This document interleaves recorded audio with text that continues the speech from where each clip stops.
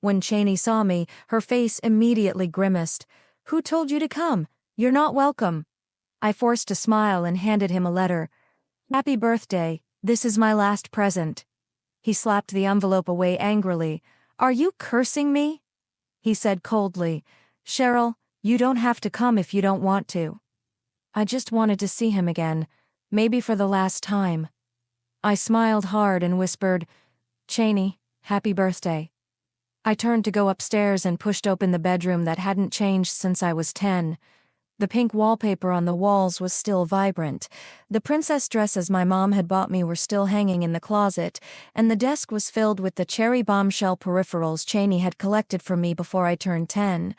I packed each of these items full of childhood memories, as if they could accompany me through my impending loneliness. However, when I was going downstairs, my foot slipped and the box tumbled, scattering the items all over the floor.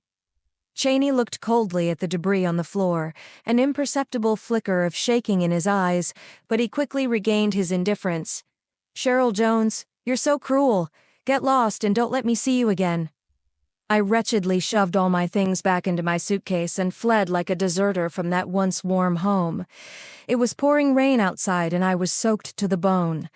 Hearing footsteps coming from behind the door, a glimmer of hope flashed in my heart, expecting my brother to shield me from the wind and rain like he did when I was a child.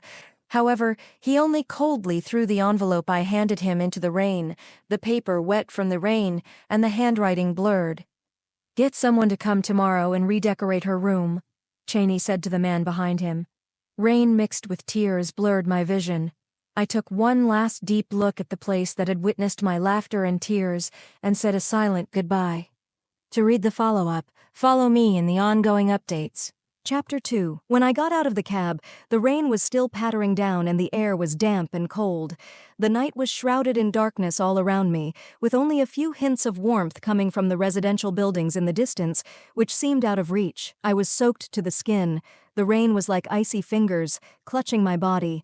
Cold and weakness gradually invaded, a cramp in my stomach, as if it was draining my strength away bit by bit, back to the home that was once full of warmth, but now only cold and empty. I gently pushed open the door. The silence inside the house was almost suffocating, and every step seemed extra heavy. The suitcases rolled on the floor with my steps, making a low sound that echoed through the abandoned space.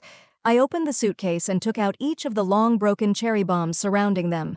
They used to be my most cherished collection, each one carrying fond memories from the past, but now they have become so fragile and weak, just like my heart, that has long been in tatters. Even the princess dress that my mom had carefully chosen for me was soaked through by the rain, and the material was so heavy that it looked like it was carrying the weight of my entire childhood. These items silently tell the story of what once was, but they are now just a reminder that those past times can never be recreated. No matter how hard I try, these broken memories only bring deeper pain. I didn't shed a single tear when I learned I had cancer, and I gritted my teeth to keep from crying when Cheney mercilessly kicked me out of the house. But at this moment, I could no longer stay strong in the face of these tattered childhood memories. Tears slid silently down, gradually turning into a flood that broke through, washing away all the defenses of my heart. I curled up helplessly on the sofa, letting the tears soak my cheeks and soak through the heart that had long been riddled with holes. Chapter 3. I ran into Cheney at the hospital during the review, and even though he was wearing a mask, I recognized him instantly. He saw me too, and there was a flash of surprise in his eyes. I was afraid that he would know that I was dying, that I would be a burden to him again. But at the back of my mind, I couldn't help but hope that if he knew that my days were numbered, he would be kind to me, even if it was just a little bit. As my condition worsened, buying a cemetery became my daily arrangement. I had my eye on a plot of land next to my parents' grave, but the price was ridiculously high, and I had very little savings left.